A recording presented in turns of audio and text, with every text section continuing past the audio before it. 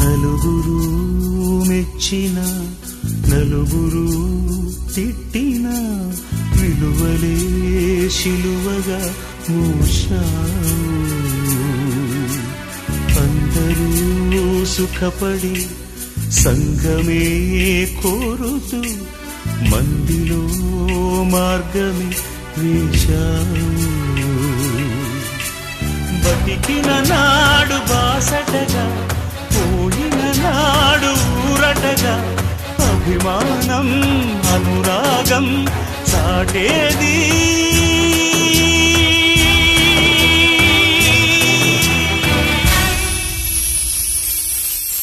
ఆ